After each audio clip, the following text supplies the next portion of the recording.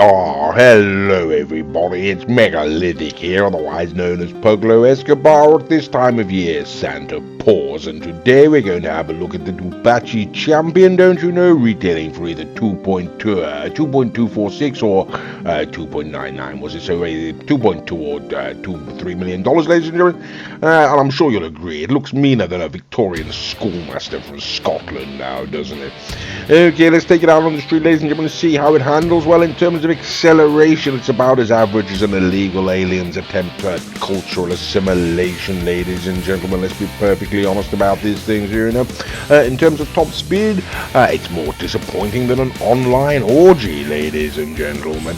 And in terms of handling, it's heavier than a hippo in a hammock. That's about all one can really say, you know.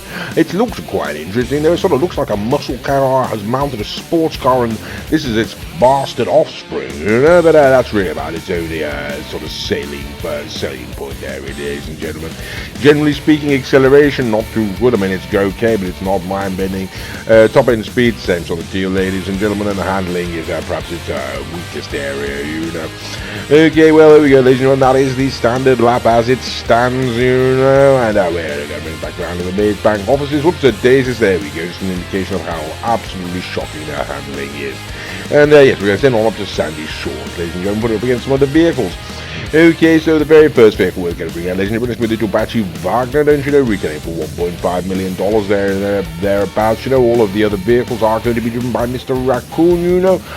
He does have a channel of his own. His name is The Bromby. His channel is called The Bromby. If you type that into YouTube, you should be able to go and find it, and one of got some other good videos on there.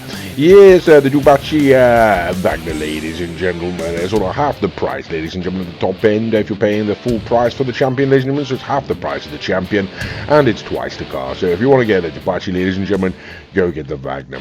Anyway, we're going to plow on regardless, ladies and gentlemen. We're going to go back, we're going to bring it now down. This is about $600,000, I do believe, ladies and gentlemen. This is the Dewbachee Spectre. It's one of the bottom range Dewbachees, ladies and gentlemen. It's not particularly impressive in terms of performance, or sort of what's the word, in competitiveness, you know, I always sure that's the word I was looking for. Either way, ladies and gentlemen, we're going to put it around the track, and it does turn out, you know, that yes, it's sat behind. Okay, so there we go. At least the Champion can take down the Dewbachee Spectre, ladies and gentlemen. Thank God at least for that. Okay, so there we go. Moving along, ladies and gentlemen, the next vehicle is going to be the Dewbachee 770. Now, this retails for about, $700,000 in that sort of ballpark, ladies and gentlemen.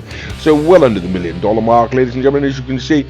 Yes, the Dewbachee Champion really is having a hard time pulling away from him. That's mostly because its acceleration is more uninspired than a Hollywood reboot, you know. And like I said, its top speed, ladies and gentlemen, is less impressive than a paralytic pole dancer.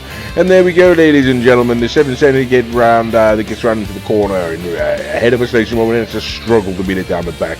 And there we go. We are going to beat it, but I'm sure you'll agree, ladies and gentlemen, considering the price difference, really not by very much indeed.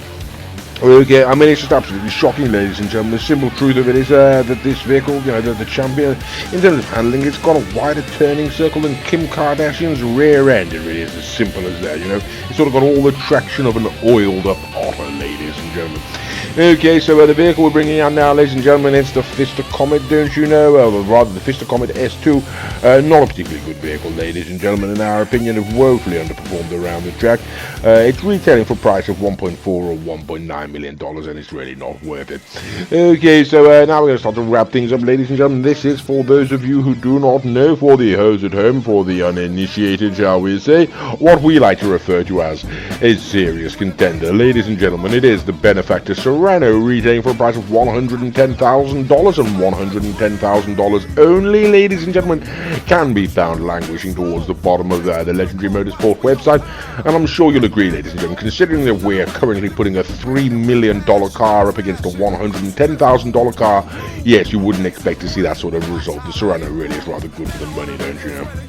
Okay, another vehicle that's particularly good for the money, ladies and gentlemen, is what we like to refer to as Big Daddy Z. That is the Bugatti Zentorno, $725,000, and it is an absolutely stonkingly good vehicle, ladies and gentlemen. It's got fantastic acceleration, as you can see there, unlike the Champion, ladies and gentlemen. It's got the sort of uptake speed of a 19th booster jab for cold, you know. know. And in terms of top speed, ladies and gentlemen, as I say, I mean, the Champions, it's sort of about as inadequate as an Englishman's attempt at altruism, you know.